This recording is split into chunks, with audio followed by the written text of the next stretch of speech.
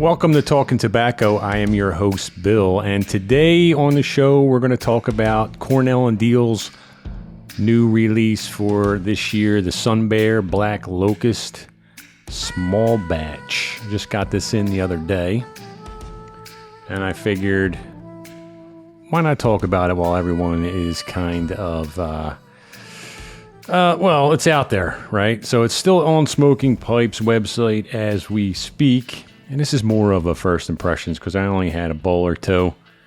But I figured, why not try to get on top of this now while it's kind of relevant? I got to say, these small batch ideas are pretty smart. I feel like Cornell & Deal's usually the only one doing it. And it kind of gets you all excited, gets everyone fired up. They jump on the website, order a bunch of tins, and then it's back next year. It's probably pretty smart marketing on their part. Like GLP's puts out blends all the time.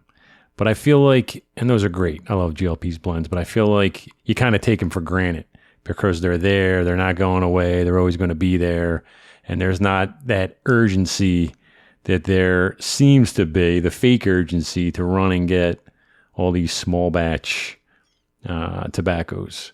They're good, don't get me wrong. I like them, but, you know, there's there's another similar blend that's already on the market that you could probably get all the time. And, you know, we all have that fear of missing out, that FOMO, that we feel like we got to run and grab.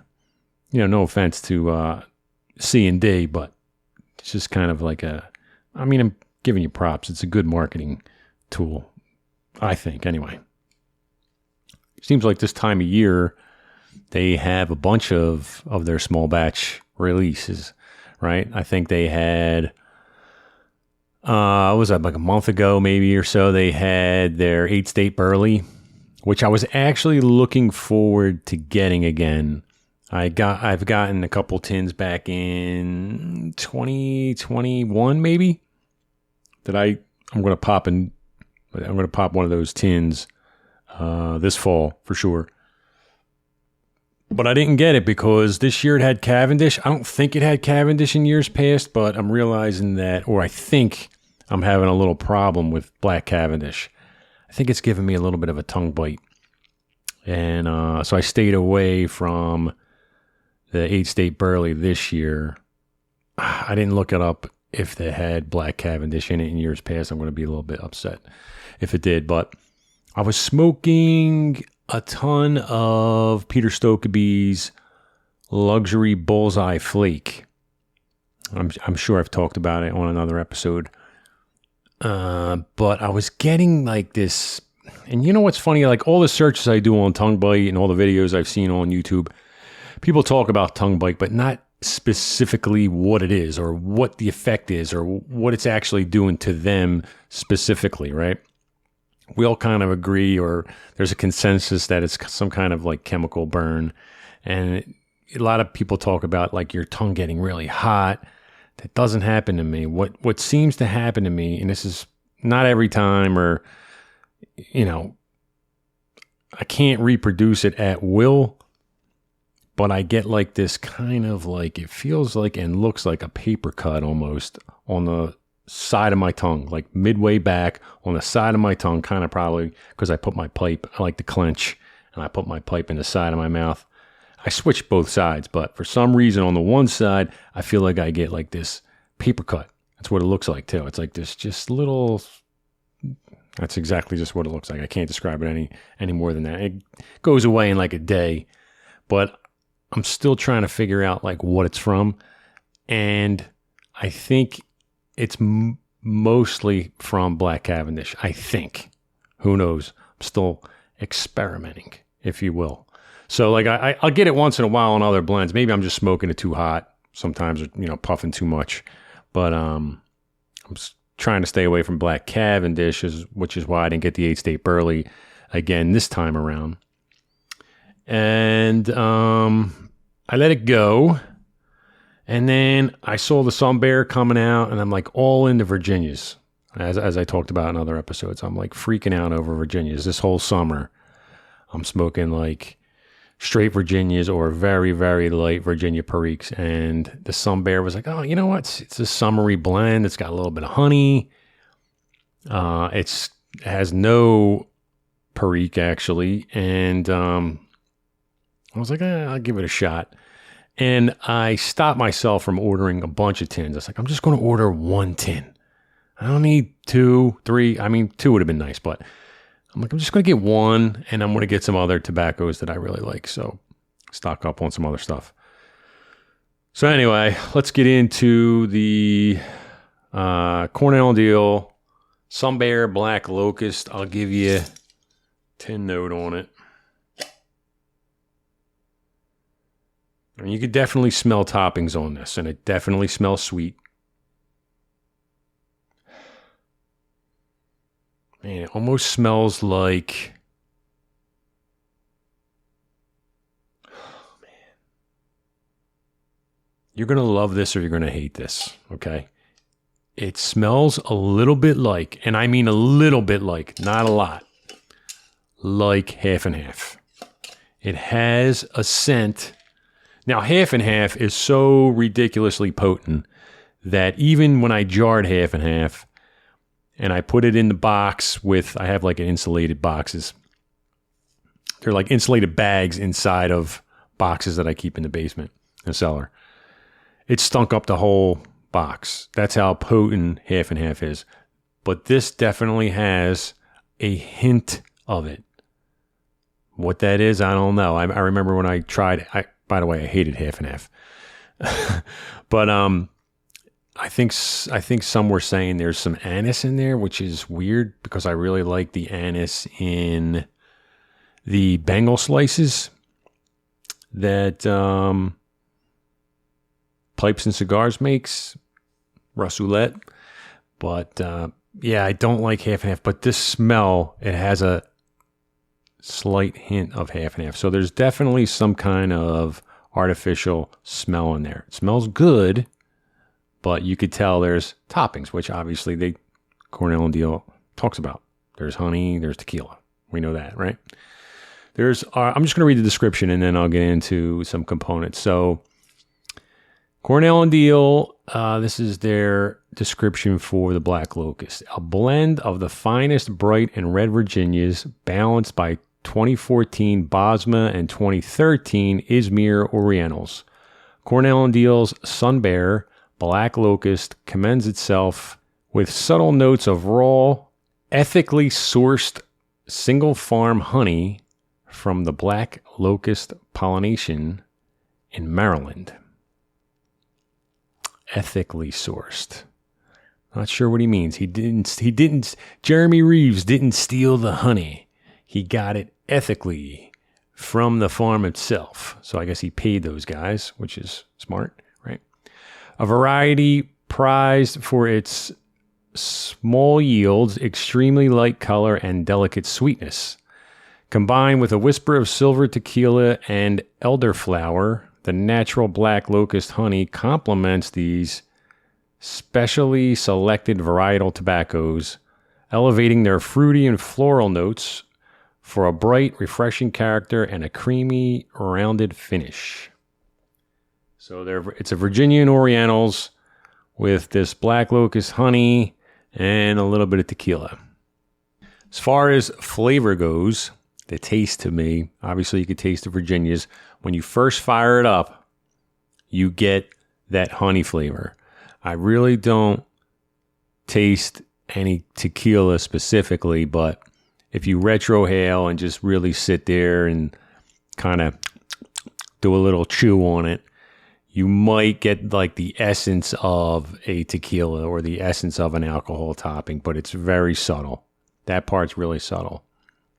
The Orientals are there and they are tasty. Seems like they have some good age on them from the description. And the blend is, well, it does have floral notes. Not overwhelming. If you don't like floral, it's not like you're not going to like this one, but there are floral notes there. The honey to me isn't overly sweet, and actually, to my palate, what it tastes like, and it took me like maybe half a bowl to realize this, because I was trying to figure it out. Like, what is that flavor? What is it? What is it? What is it? To me, it tastes like truffle. So, if you like truffle, you'll like the blend. If you don't like truffle, you probably will not. That flavor in itself only lasted about half the bowl. Once I got to the halfway point, that kind of burned off. I didn't get it anymore. So like the second half of the bowl was just kind of a darker Virginia flavor. Now, again, I've only had a couple bowls, and I want to get it tried in some different pipes, and maybe in a couple months I'll do like a revisit, and if anything changes, I'll come back and I'll mention that on one of the podcasts. But if it doesn't change for me, I'll probably just leave it at this. Would I buy it again, or am I sad I only bought one tin? No, I'm not. I'm fine with the one tin. For me, this is not like an all-day smoke. This is more like a once in a while. So it's good. It's just that for me, I like more just, straight flavors of pipe tobacco without any toppings. So like for me, it would be like once in a while. I don't know how it's going to age. I don't know if it's going to age where that honey is going to drop off altogether. Who knows, right? Nobody knows. Only time will tell. But it's just, it actually reminds me, it's reminding me not to run and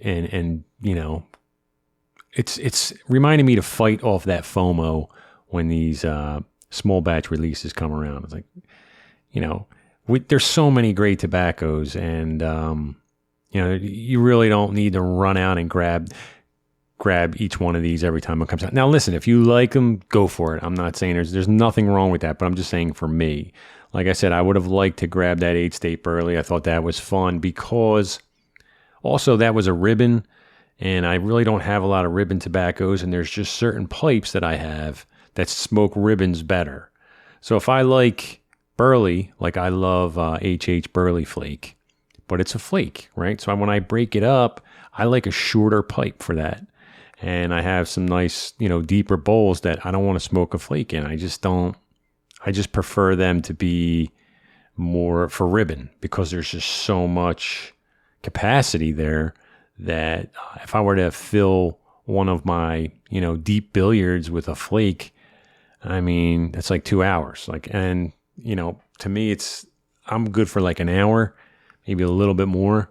But anything more than that, I something's going to interrupt me. I'm not going to be able to finish it anyway. And then by the time the tobacco gets down in a bowl that I've been smoking for, over an hour, it just starts to get too hot and too dark and too moist. So I tend to favor shorter bowls, except when I smoke my ribbons, and I like a billiard size, or maybe just a little bit deeper than a billiard.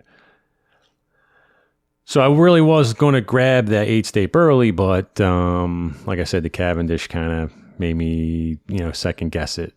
Another good thing these small batches are good for are just an excuse to put an order in, right? So when I was like, there's a couple of I've been really into bulk blends lately, a lot of Stokeby and the bulk blends I'm really enjoying. So I was like, I want to put another order in, but I'll wait for one of these small batch releases. I'll grab the Sun Bear, and that gives me an excuse to pick up.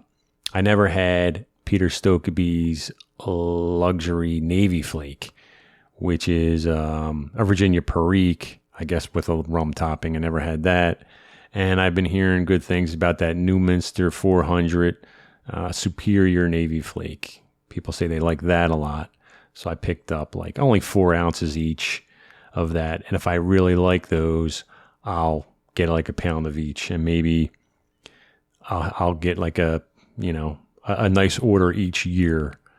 What I do with the wife is for like Christmas, we just send each other like suggestions for gifts, for each other. And then usually mine are just links to like smoking pipes, like give me this, give me that, give me that. So maybe I'll save like my bulk stuff for my Christmas list and just send it to my wife and say, give me a pound of this and a pound of that, and just put it away. And why do I think I'm at the point where I'm getting pounds of stuff? Not that the older codger smokers or the veteran smokers know exactly what I'm talking about cellaring, but for the new guys, the newer pipe smokers, which looking at the stats from this podcast, there are a lot of listeners under the age of 35, I think, which is awesome. Love talking to the younger new guys that are looking for some advice too. So after I sample these especially these bulk blends, I really want to start loading up on them, because I've been, like I said, I've been smoking a lot of Stokeby's luxury twist flake. And it's got about 1.5 years on it. It is so good. It's such a great straight Virginia for the summer. And it's delicious. And Sutliff's 507C Virginia slices is so good too. That's just a straight Virginia as well. And that has about 1.5 years on it. And they're really tasting good. So those two for sure. I'm probably going to get a pound each of those over the holiday and put those away. And we'll see how I like the Stokeby luxury Navy flake and the Newminster Navy flake. But let me tell you something. These bulk blends are good. They don't get a lot of attention, because because I don't know, the stigma of being a bulk blend and being cheap. But man, there's some good bulk blends out there, and I'm starting to realize that I really don't need to chase a lot of these other tins that often, because I'm pretty content. I'm pretty content with the bulk stuff right now. I mean, I haven't had a lot of different family of tobaccos in bulk blends. So far, it's just been pretty much Virginia or Virginia Perique. But I'm pretty happy with the Stokeby stuff. And I'm going to stock up on those. Now, don't get me wrong. I'm not going to stop my pursuit. Part of this hobby that's so fun is the search, right? We're always looking. Well, if I like Virginia Perique, what other Virginia Periques on here have I not tried? And we're always looking. And to me, that's part of the fun. That's the pursuit, the pursuit of happiness. I should remake that movie, Pursuit of Happiness, and it's me sitting in my office looking at smokingpipes.com, taking notes. Oh, did I try this one? Did I try that one? That's my pursuit of happiness. That'll be my version. Speaking of the Cornell and Deal small batch lines, I know they also have the Carolina Red Flakes coming up next. That's probably going to be next month. And I have 2 tins of the 2022 version of the Carolina Red Flake. And I opened one when I got it and just put the other tin away, like most of you guys do. And I didn't think much of it in 2022. I really wasn't into Virginias yet. I was still more of an English smoker, so I didn't understand it much. And I was like, I should have waited and got the one with the Perique at least. This is boring, blah, blah, blah. Well, since I've been into Virginias, especially this year, I went back and this summer, and I grabbed my jar of 2022 Carolina Red Flake. And I recently had that, and that was really good. I hate to say it, in that way where I probably want more.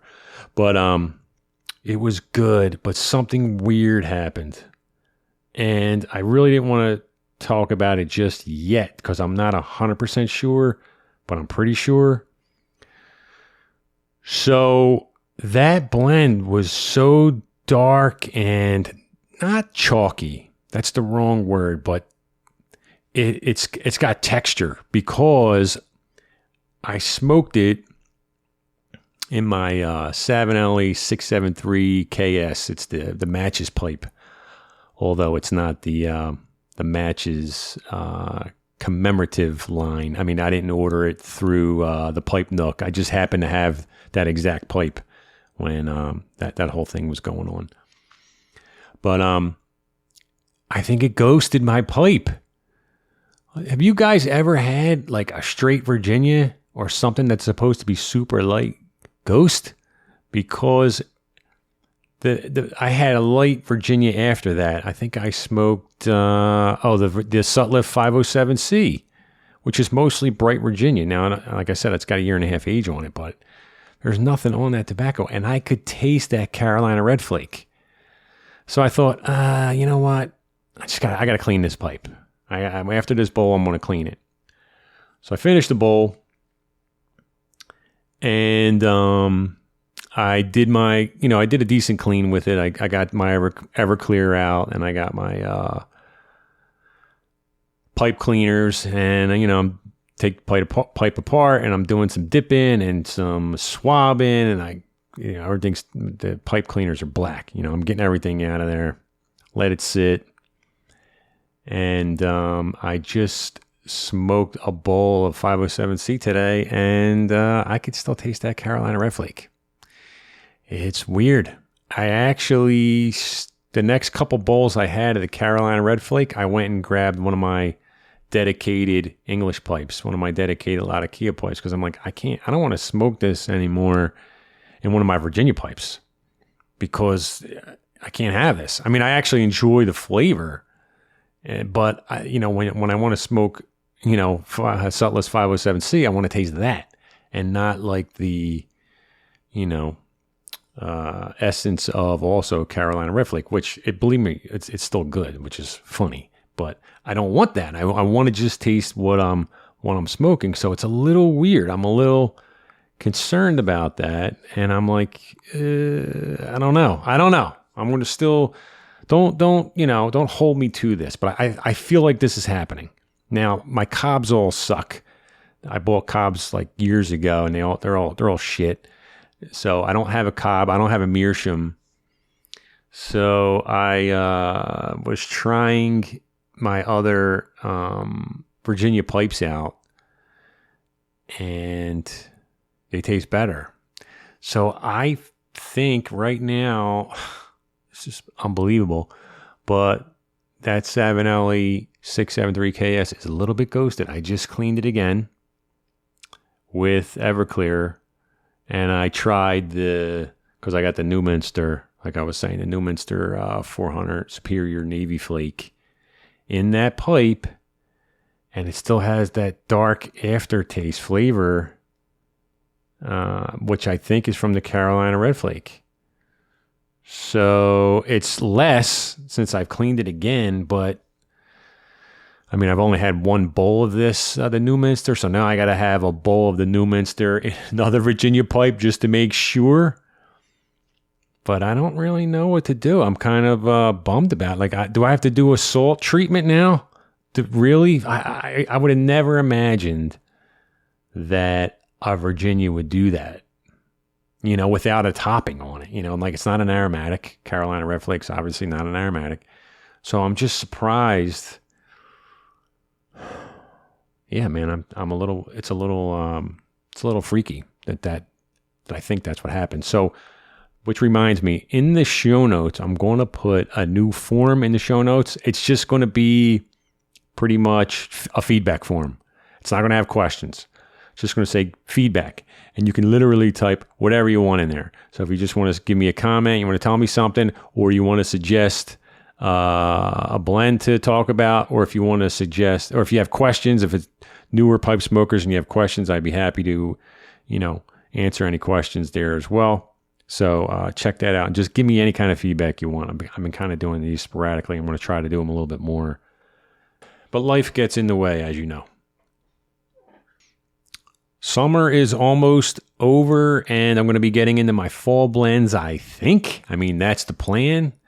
This is how I'm trying not to get tired of any one tobacco, right? I've talked about this in the past. I'm more like trying to switch my tobaccos with the seasons, because just like beer, when it's summer, I want something light, and it's fall, I like fall beers and Oktoberfest and, pumpkin beer, and like, So, and then wintertime, I like my English blends. I get into more darker stuff. So the plan is to start getting into my fall blends here really soon, maybe mid-September, depending on the weather. If it's still 85 degrees, I'm probably still going to be smoking my Virginia blends, but we'll see.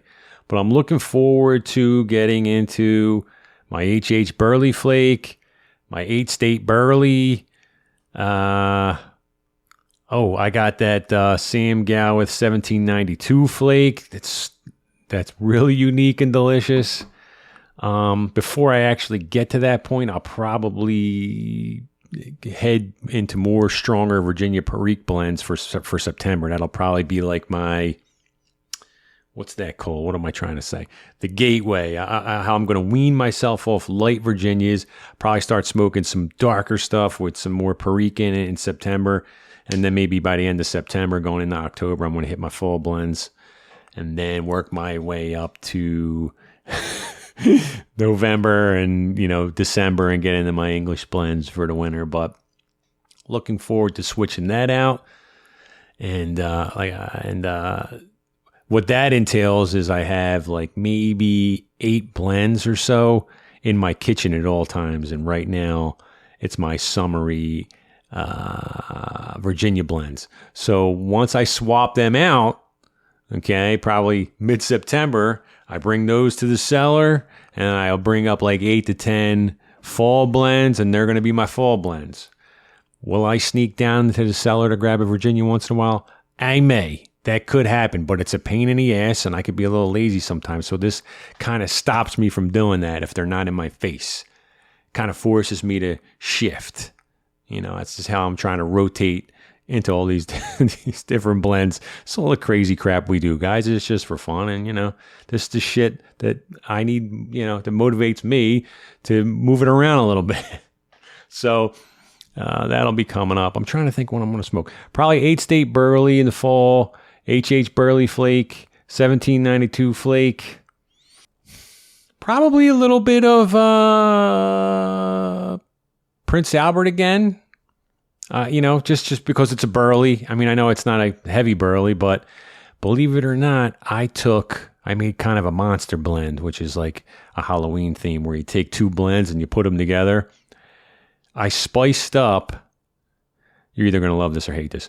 I spiced up my Prince Albert with some 1792 Flake. Oh my God.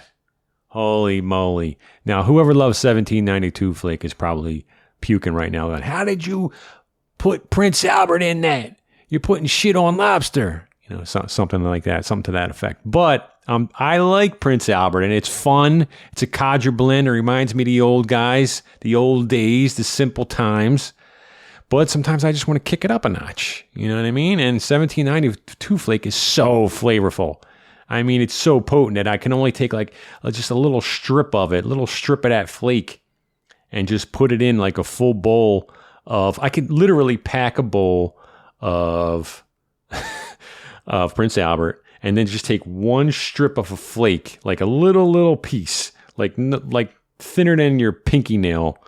And I could just poke it right down the middle of the bowl. So it's like in the middle. So like the Prince Albert is like the mortar holding everything together, and just right in the middle, I could just stick a piece of flake and push it down.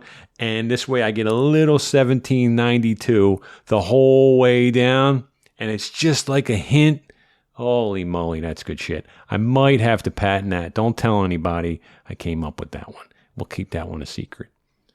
But, all right, I just feel like I've been rambling on this one. But I had time. The family's out. The house is to myself. I just smoked a couple bowls and drank a couple cups of coffee, so I was all fired up. Thanks for listening to this ramble.